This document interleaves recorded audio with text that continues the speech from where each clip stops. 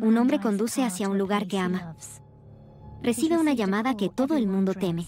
Su vida no volverá a ser igual. Te sientes paralizado, en shock. Sabes que tienes que llegar allí y llegar lo antes posible. Encuentra las secuelas del asesinato, el amor y la traición. Exponer la verdad que se oculta requerirá una investigación meticulosa y astucia. La revelación puede ser muy hiriente y dolorosa para los involucrados. Hay un giro en la historia. Un asesino engañado. Tecnología encubierta de la que la policía no puede hablar en cámara. La tecnología tuvo un rol importante en la resolución del caso. A menudo, lo que el asesino menos espera es lo que lo delata. Pero hay otro aspecto en esta historia, lo opuesto a lo que el asesino esperaba. Podríamos llamarlo intervención divina.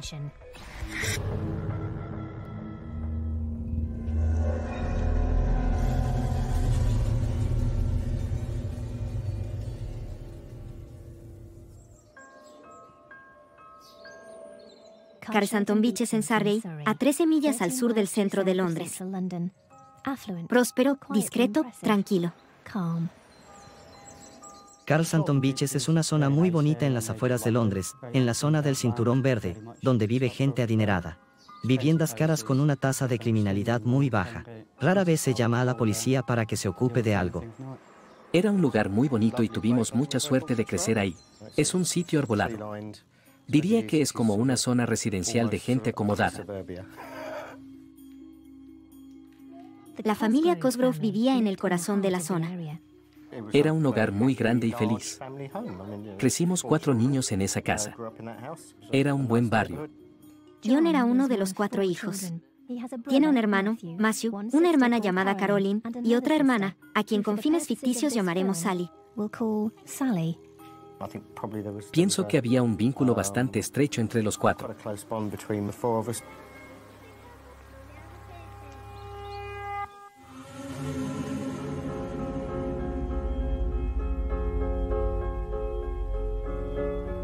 Sus padres, Maureen y Terence, iban camino a convertirse en pilares de la comunidad. Llevaban en esa zona 30 años, y ella conocía a la mayoría de la gente de la zona y alrededores. Ambos estaban muy implicados con organizaciones benéficas y trabajaban en escuelas de Carshalton. Terence era tesorero en una escuela preparatoria para niñas, donde Maureen ayudaba con las finanzas. Y ella era maestra auxiliar en una escuela católica para niñas. Como madre, era muy comprensiva. Podías contar con ella. Si tenías un problema, podías acudir a ella. Estaba allí para solucionarlo y ayudar, y dar el amor y el apoyo que hiciera falta. Papá era una persona callada y reservada, que se guardaba sus pensamientos.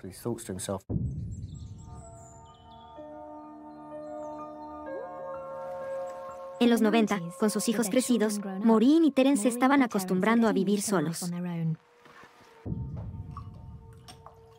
Aquí tienes. En el 2003, su hija Sally se casó, pero la relación no funcionó y se mudó de nuevo con sus padres. Nuestra historia, de alguna manera, se convertirá en la historia de Sally. Un relato de oscuros sucesos que le ocurrieron a ella y a la familia.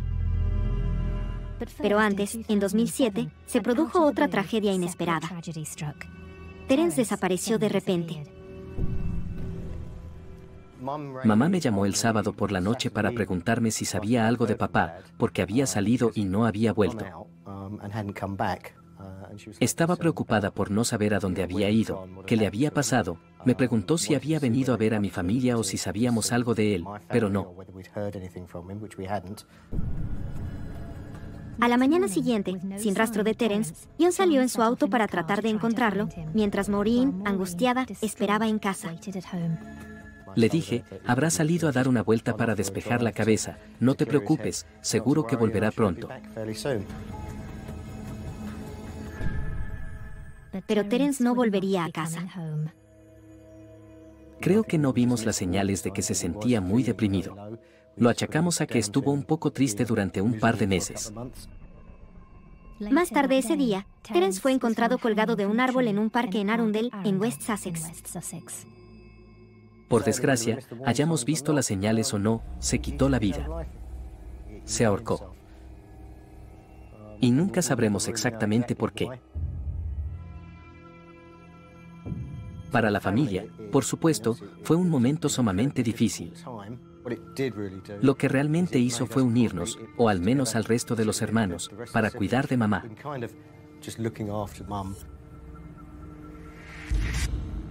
La familia no tenía forma de saberlo, pero aún le esperaba una tragedia más oscura.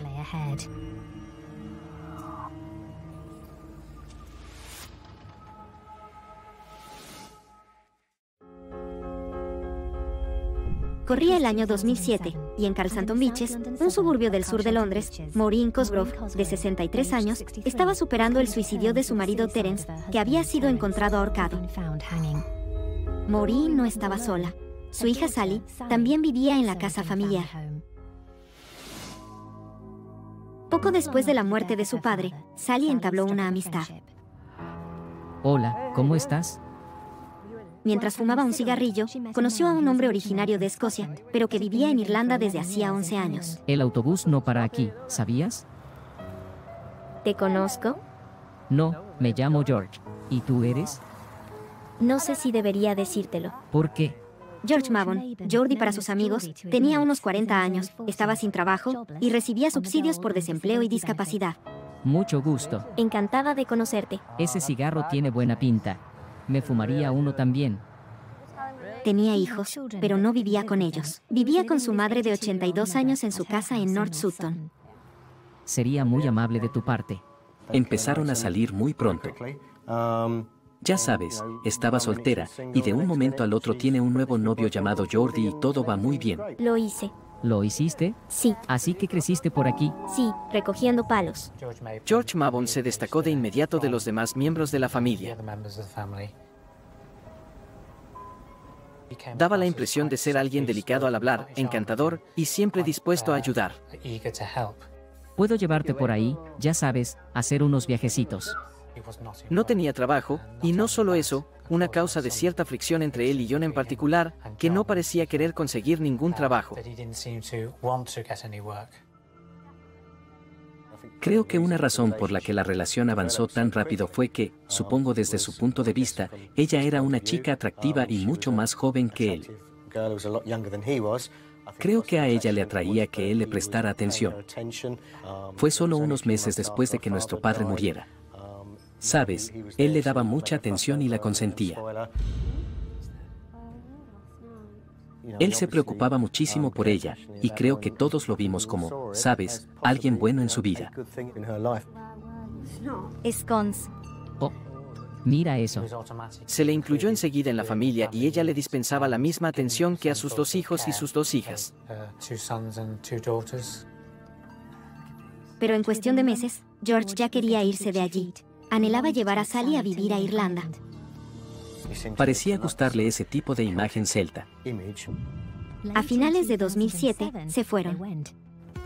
Pero la realidad resultó ser más dura de lo que esperaban. Sally encontró trabajo como contable, pero pronto se hizo evidente que no estaba funcionando. No conservó ese trabajo por mucho tiempo. ¿Entiendes que las cuentas tienen que estar listas mañana a las 12 en punto? Sí, lo sé, lo entiendo. Tengo entendido que al jefe le molestaba un poco que Jordi siempre estuviera ahí.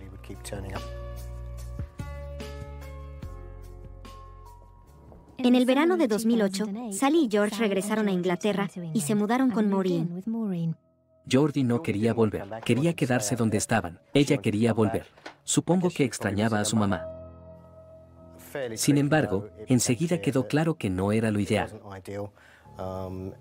Él no ayudaba mucho en la casa. No trabajaba, no contribuía económicamente al hogar. Así que de repente mamá le estaba manteniendo. No hizo ningún esfuerzo por encontrar trabajo. Cosas simples como andar por la sala con los zapatos puestos y no quitárselos. Aunque era un asunto menor, se empezó a convertir en un problema mucho mayor para Maureen. Por favor, te lo pedí muchas veces. Cierto, perdón. Estas cosas iban a más. Había un anexo en el jardín y Sally y George lo usaban como refugio, un lugar donde podían pasar tiempo a solas. George no tenía muchas posesiones. Ni siquiera había tenido un trabajo fijo. Había encontrado una pequeña mina de oro, en verdad, viviendo en una casa hermosa y espaciosa, con una familia que vivía cómodamente. A finales del verano de 2008, Sally quedó embarazada de George. Pero a Maureen ya se le acababa la paciencia con él. Creo que mamá sintió que, sabes, ahora que tenía la responsabilidad de una pareja y un futuro hijo, debería encontrar un trabajo. No lo hizo, y creo que eso fue lo que causó roces. Hacia el final del año, ella le limitó el permiso para quedarse en la casa. Solo le dejaba quedarse un par de noches a la semana. Y entonces, él tuvo que volver a vivir con su madre. George, ¿por qué eres así? Sally decidió no mudarse con él a la casa de su madre, sino quedarse con Maureen. ¿Te ayudo? No, déjame solo para empacar. Obviamente, Jordi no estaba contento de que ya no le permitieran vivir en la casa. George. Quería vivir con la mujer a la que amaba, y con quien era muy posesivo también, y que ahora estaba embarazada de su hijo. Le permitían quedarse de vez en cuando.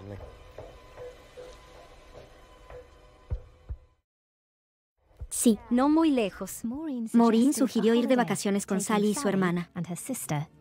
No invitó a George, que había montado un escándalo en un viaje anterior a España con la familia. ¿Sabes lo que pasó la última vez? Hubo un altercado por un mesero atento. George se puso muy celoso y se enojó bastante. Permiso, chicos. Aquí traigo más tapas. ¿Todo bien con la comida? Sí, sí. Sí. Vaya, qué guapa. Eres muy hermosa. Hey, quita las manos. Tranquilo, solo es un cumplido. Vete a la cocina. Discúlpame, sí. Sí. Disculpen todos. Permiso.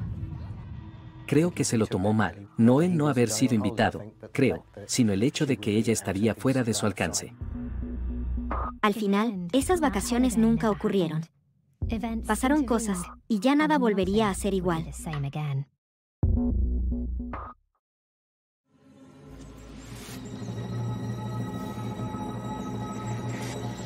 En la casa familiar, el 24 de marzo de 2009 comenzó como un día normal. Sally se levantó, hizo sus tareas matutinas y vio la televisión. George habló varias veces con ella por teléfono. Sí, sí, estoy bien. Acordaron ir de compras y luego almorzar justo al lado de Sutton High Street. Maureen había ido al dentista y fue a donar ropa a una tienda de beneficencia antes de volver a casa. Pero mientras avanzaba el día, y Sally se preparaba para encontrarse con George, intentó varias veces llamar a su madre, pero no hubo respuesta. Más tarde ese día, en las oficinas de North Kensington en Londres donde trabajaba, John Cosgrove recibió una llamada telefónica de su hermano. Dijo, tienes que venir a casa. Y yo dije, bien, ¿por qué? ¿Qué pasa? Y él dijo, es mamá, creo que está muerta.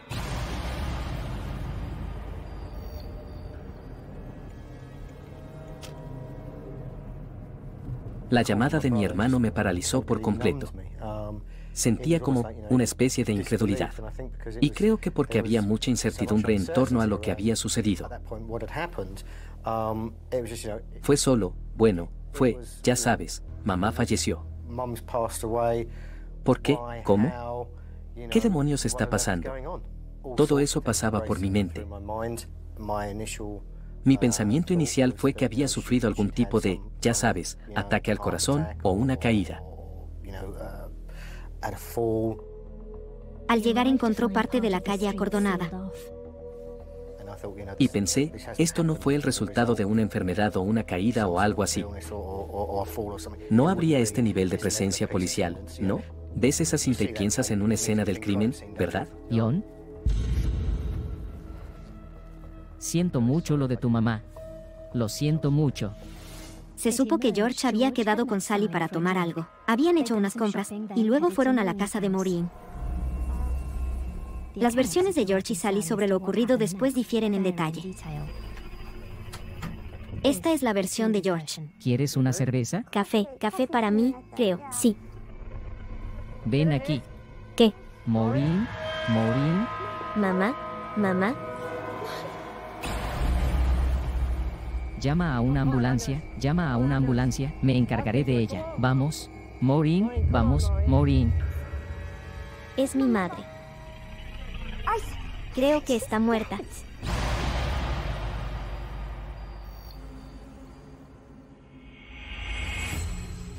Los paramédicos llegaron y confirmaron que Maureen estaba muerta. Llamaron a la policía. Voy a llamar a la policía, sí. Inconscientemente, sabía que no había muerto por causas naturales o por una caída. Así que empecé a pensar en algún tipo de confrontación en ese momento.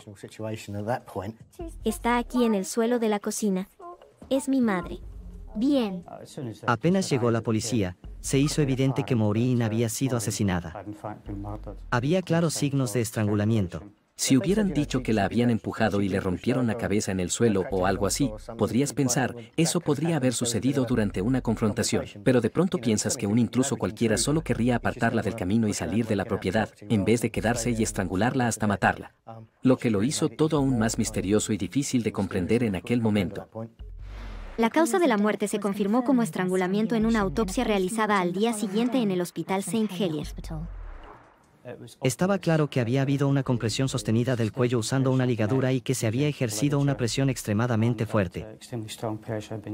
Esa era la única lesión significativa de Maureen. Fue un momento increíblemente difícil, a pesar del apoyo que nos brindó el equipo de acompañamiento familiar. Y creo que nos veían todos los días muy perturbados, muy sensibles. Pasas de las lágrimas, supongo que por el duelo, a la ira, a la frustración. Una primera línea de investigación indicó que se trataba de un incidente doméstico. No había desorden en las instalaciones. No forzaron las entradas. Todo parecía estar en su sitio. Tenía una fuerte sospecha de que esto podría estar relacionado con la familia y con alguien que vivía en la casa o la frecuentaba. Claro que debes tener la mente abierta sobre quién pudo haber sido el responsable, pero también debes ser realista. Alguien mató a Maureen Cosgrove en su casa. Lo más probable es que sea alguien que la conoce y que conoce la casa. Las probabilidades de que sea un asesino psicótico cualquiera que fuera a ese sitio son extremadamente bajas. Así que tuvimos que ser muy cuidadosos con la información que se divulgaba, incluso a la familia más cercana.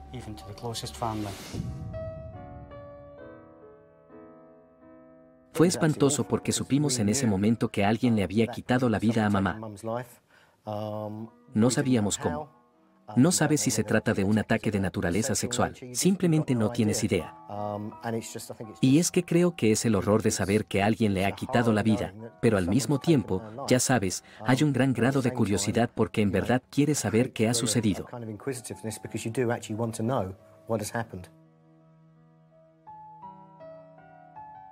Me pidieron que fuera a verlos y que les explicara en términos simples cómo querríamos proceder. Los hijos de Maureen estaban dispuestos a cooperar. La respuesta de George fue diferente. George quería saber qué íbamos a hacer, cómo íbamos a hacerlo, cómo íbamos a encontrar a la persona que mató a su suegra, en efecto.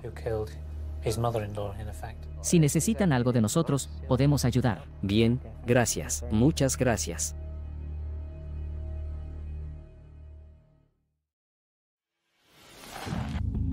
La policía reveló a la familia ciertos detalles sobre el ataque en sí. Fue algo espantoso. Lo que quiero decir es que, comparas el hecho de que papá había muerto ahorcado y luego, mamá también y de una manera similar, pero no por su propio deseo. No, es horrible, pero al mismo tiempo, pudieron confirmar que el ataque no había sido de naturaleza sexual, y eso fue un alivio. Lo único que se me ocurrió fue que mamá había sorprendido a un intruso. George también especuló que se trataba de un robo. Le dijo a la policía que varias puertas, además de la del patio, habían quedado abiertas, algo atípico en Maureen, que se preocupaba por la seguridad. Una línea de investigación fue que pudo haber sido un robo. George le preguntó a Sally si faltaba el bolso de Maureen. Encontramos el abrigo de Maureen a su lado, y uno esperaría haber encontrado el bolso junto al abrigo. Era evidente que no estaba. Trabajamos con la policía de Surrey y las divisiones policiales locales para identificar las pautas de los delitos de robo en la zona.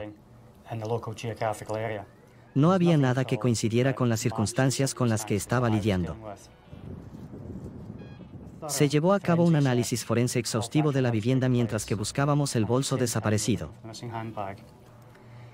Luego comenzamos a realizar búsquedas más exhaustivas en los jardines, y en un jardín contiguo encontramos el bolso de Maureen abandonado.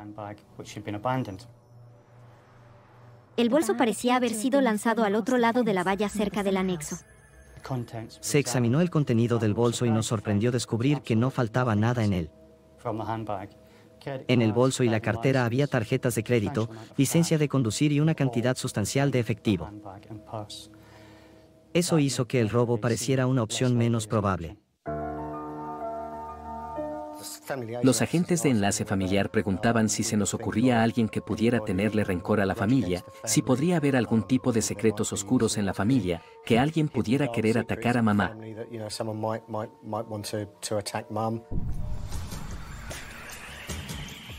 Pero luego, la familia quedó impactada. Las sospechas de la policía apuntaban a la casa.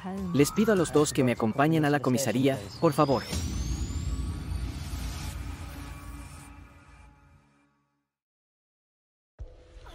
La policía que investiga el asesinato de Maureen Cosgrove, de 65 años, en el acomodado suburbio de Carsanton Beaches, en el sur de Londres, tenía dos sospechosos potenciales clave. Uno era George Mavon, pareja de la hija de Maureen, Sally. La otra, para sorpresa de la familia, era la propia Sally. Ella y George habían encontrado el cuerpo. Uno de los miembros del equipo de enlace familiar llamó y dijo, los estamos llevando a ambos a la comisaría para interrogarlos. Por supuesto, fueron testigos clave porque encontraron el cuerpo, pero inmediatamente pensé, ya sabes, ¿por qué? ¿Qué han hecho?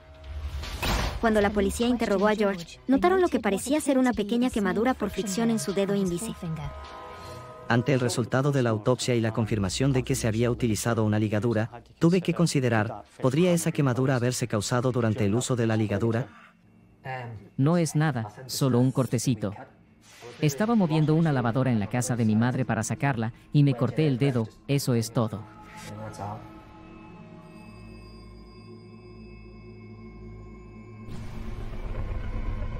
Mientras todavía estaba en comisaría y le fotografiaban la herida, envié agentes a la casa de su madre y examinaron la lavadora.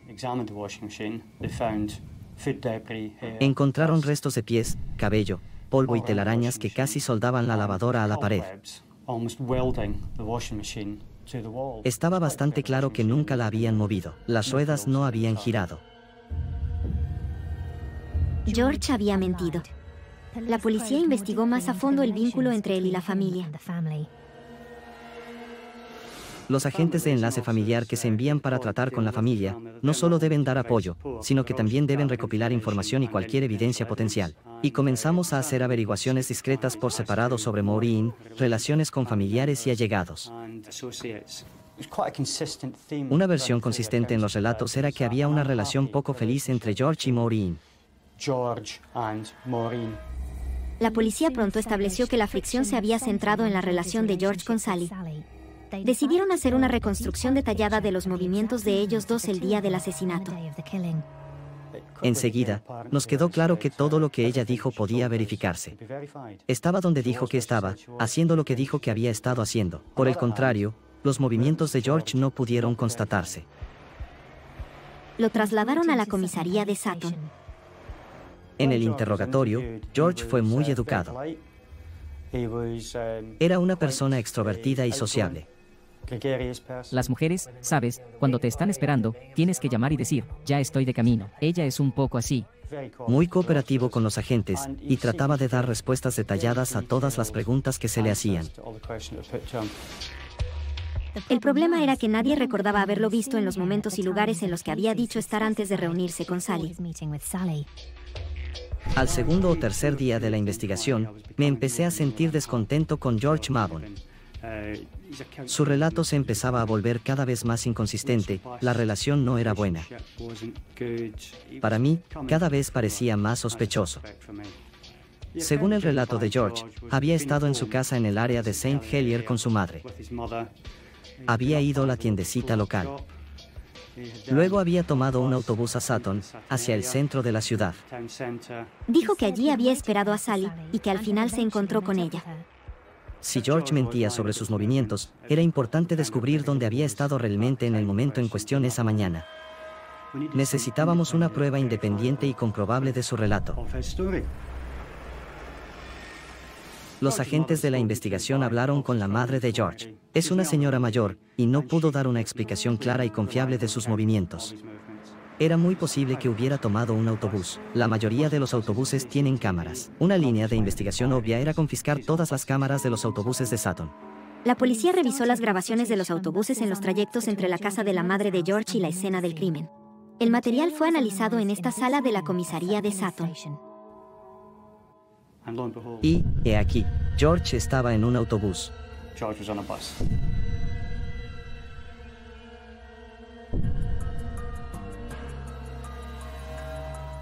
Este es George subiendo al autobús S4. Este trayecto de este autobús lo lleva hasta la zona donde tuvo lugar el homicidio.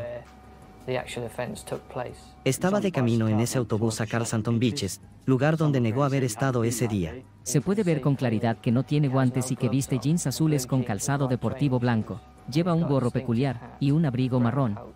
Era un día cálido, y curiosamente, estaba demasiado vestido para ese tiempo. Llevaba gorro, un abrigo, y durante el transcurso del viaje, comenzó a ponerse unos guantes muy gruesos. Su mano se deja ver y se ven claramente unos guantes oscuros o negros que se había puesto mientras estaba sentado en la parte trasera del autobús. Pero bien, hay una razón para eso. No empezó a hacer frío de repente, no necesitaba calentarse las manos. Es muy interesante que llevara guantes. En mi cabeza, tenía la quemadura por fricción en el dedo de George, y los guantes gruesos. Realizamos consultas y establecimos con el patólogo que era muy factible que se genere una quemadura por fricción al emplear una ligadura con guantes puestos.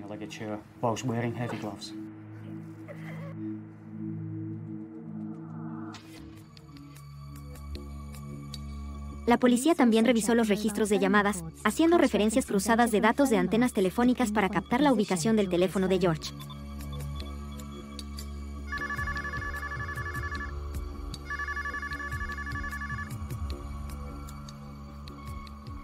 Hola, George. Hola, ¿cómo estás? Rastrearon su teléfono desde su área de residencia hasta Carlston Beaches. En el camino hizo varias llamadas a Sally, fingiendo que estaba en su casa cuando en realidad estaba muy cerca de la escena del crimen. Una de ellas fue extremadamente siniestra, ya que había llamado para comprobar que ella había salido de casa y que se dirigía hacia él en Sutton.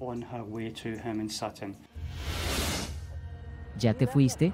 ¿Ya has salido de casa? Para mí, era el comprobando que no hubiera moros en la costa. El trayecto de George le llevó en una parada de autobús cerca de la casa de Maureen.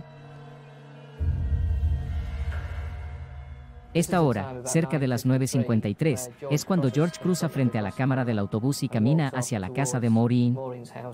Él decía al principio que a esa hora todavía estaba en la casa de su madre. Se puede ver que es una calle muy tranquila. No hay nadie más ahí. Antes de perderlo de vista, se aprecia que cambia de dirección y cruza hacia el lado de la calle donde está la casa de Maureen. Justo allí, comienza a cruzar y luego lo perdemos de vista. Los analistas encontraron evidencias de una llamada telefónica particularmente reveladora. Parecía que George se había escabullido por una puerta lateral y había recibido una llamada en el fondo del jardín. De acuerdo. Correcto. Hablamos con ingenieros expertos que podían captar la ubicación exacta de un teléfono a unos pocos cientos de metros en algunos casos. Pero una llamada telefónica en particular fue extremadamente relevante.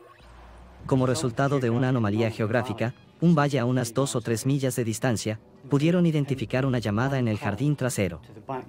¿A tiempo? Bien, bien. Y estaba ubicado en un espacio como de 1 metro de ancho, directamente detrás del anexo. Y ese fue el único sitio en Carlston Beaches donde esta antena de teléfono fue usada. El área detrás del anexo del jardín resultó de absoluta importancia para la investigación. Ahí es donde estaba el bolso, en el jardín de los vecinos de al lado, y está bastante claro que Mabon pasó tiempo allí. Era un buen escondite. Estaba familiarizado con esa zona. Antes, cada vez que iba a esa casa, pasaba mucho tiempo allí, y por las colillas de cigarrillos que había por allí, está claro que era un lugar que solía usar para fumar.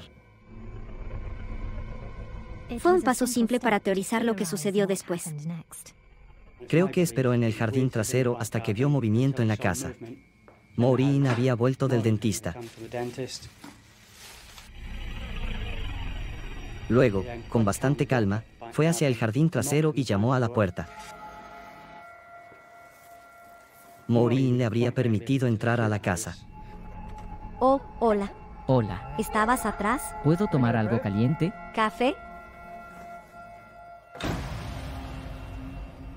Y cuando ella estaba en la cocina, la atacó y la mató.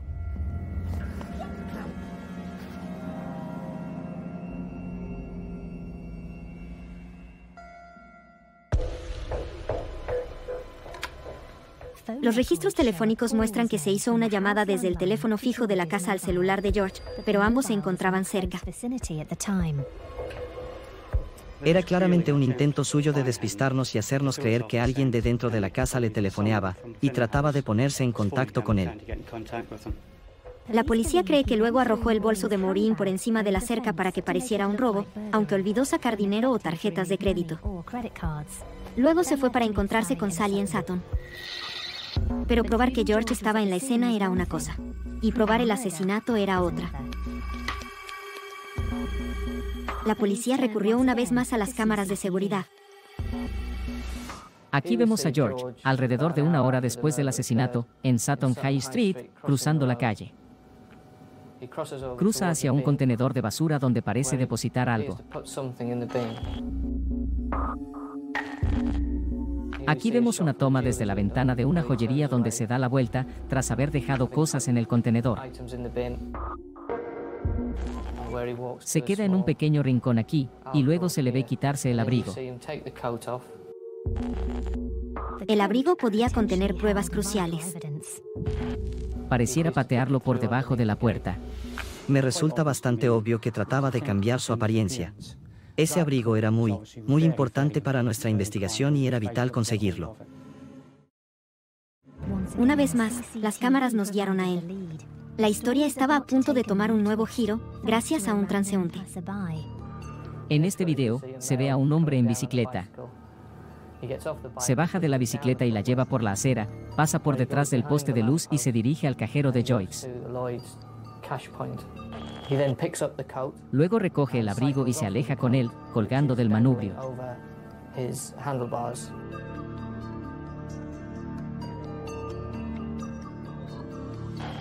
El banco identificó al hombre que había sacado dinero del cajero. Se enviaron agentes de inmediato a su domicilio.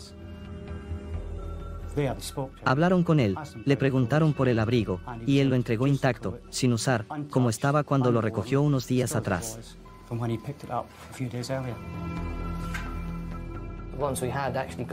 Recuperar el abrigo fue un momento eureka, porque era una parte fundamental de la evidencia. Enviamos el abrigo al laboratorio forense para su examen, tanto de ADN como de fibras. El ADN demostró que George era el usuario habitual de ese abrigo y en él se encontró una gran cantidad de fibras rojas. Estas fibras rojas estaban ubicadas sobre todo en las mangas y en el área del pecho, y lo más importante, coinciden con las fibras de la blusa que llevaba Maureen al morir. Fibras negras, similares a las del abrigo, se encontraron en la blusa de Maureen. En el relato de George sobre el hallazgo del cuerpo, que no coincidía con el de Sally, intentó justificar las fibras diciendo que las sostuvo mientras yacía muerta. Estaba ansioso por recuperar los guantes de George. La policía nunca los encontró. Le preguntaron a George por ellos. Se le ocurrió algo poco creíble. Dijo que su perro se había comido los guantes. Pienso que arrojó los guantes en el contenedor junto con la ligadura. Aunque la evidencia contra George era circunstancial, la policía confiaba en que tenían a su asesino. Pero había una posibilidad persistente que tenían que resolver. De lo que no estaba tan seguro era de si él era el único involucrado o si tenía un cómplice. Y necesitaba pruebas concretas para demostrarlo de una forma u otra. Si Sally era inocente, la policía quería descartar por completo la posibilidad de que estuviera involucrada. La evidencia debía provenir del lugar más inesperado.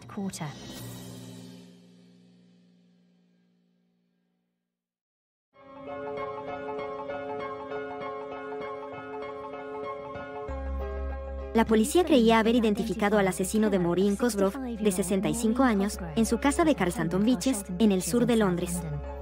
Tenían un fuerte caso circunstancial contra George Mavon, la pareja de su hija Sally, que estaba embarazada de él. Querían confirmar que no había dudas de que George había actuado solo y que Sally no estaba involucrada. Los métodos eran encubiertos, la policía no va a mencionarlos en cámara, y fueron mucho más efectivos de lo que un investigador podría soñar. Su estrategia comenzó con una información crucial que nunca habían revelado a nadie, la recuperación del bolso de Maureen de detrás de la cerca del vecino. Después del asesinato, incautaron el Ford Focus de Sally para un examen forense. Ahora se lo devolverían. Pero antes de hacerlo, con la esperanza de provocar una reacción reveladora, le dijeron a Sally que habían hallado el bolso y que contenía pruebas que podrían identificar al asesino. El contenido del interior nos da pruebas para saber quién fue el asesino de tu madre. ¿Sabemos quién lo hizo? Sí, tenemos pruebas. Oh, es la mejor noticia de mi vida. Muchísimas gracias. Muchísimas gracias. ¿Escuchaste eso, George? Dios mío. Dios mío, George. ¿Acabas de oír eso? Sí. Creen que saben quién lo hizo. No puedo creerlo. Son noticias increíbles. Es fantástico. Lo que no sabían era que el auto tenía micrófonos ocultos. Solo sus reacciones le dijeron a la policía lo que querían saber. Después de un corto tiempo, Sally le pidió a George que frenara para ir a comprar cigarrillos. Y lo que sucedió cuando salió del auto fue lo que resultó concluyente en la corte.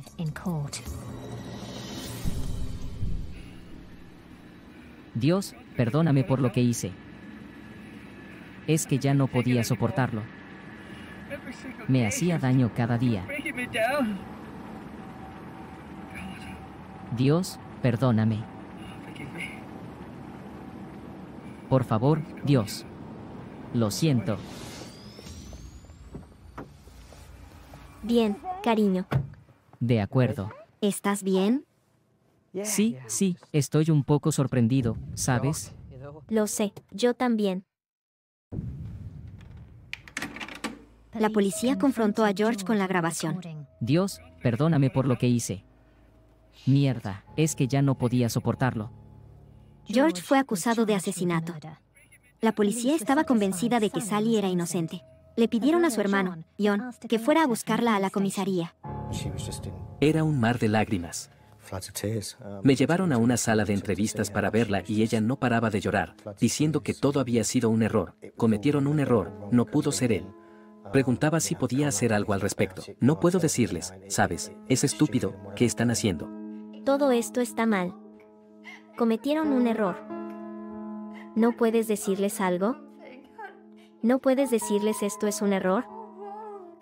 Lo sentí mucho por ella en ese momento porque, ya sabes, la persona que había sido acusada era su pareja y el padre del bebé que llevaba en su vientre. Y a pesar de que ella estaba convencida de que él era inocente y que todo había sido un error, en el fondo, lo más probable es que él sí fuera el culpable.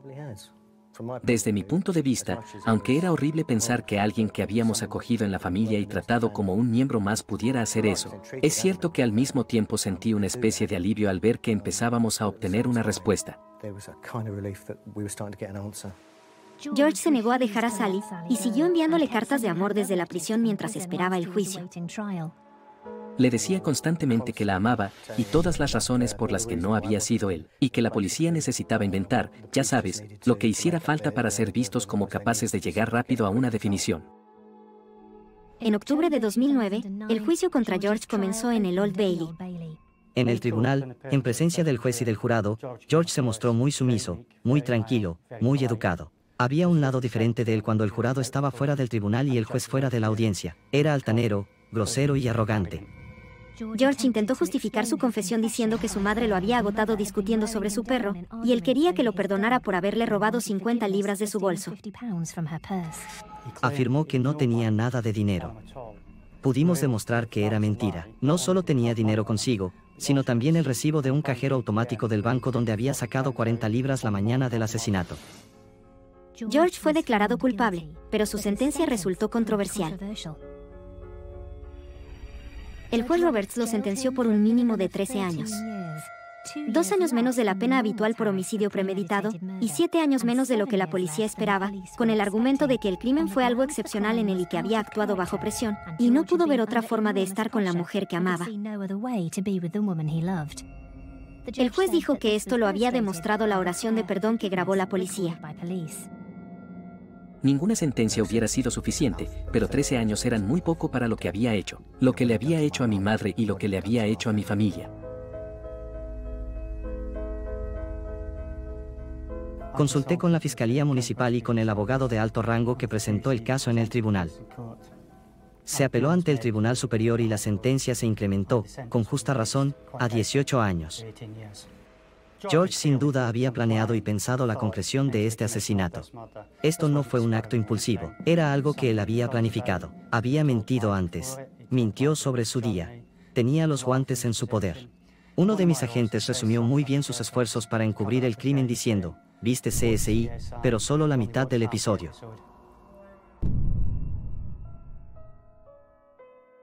Sally y el resto de la familia de Maureen ahora están reconstruyendo sus vidas, tratando de sobreponerse a la tragedia.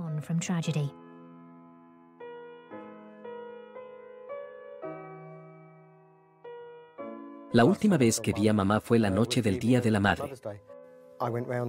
Fui a la tarde, le llevé flores y una tarjeta, le di un abrazo, me senté y conversé con ella. Recuerdo que cuando salí por la puerta principal, ella me acompañó, me dio un abrazo y me dijo, gracias por las flores, te quiero, hablamos luego, y me subí a mi auto y me fui. Esa fue la última vez que la vi, bueno, la última vez que la vi con vida.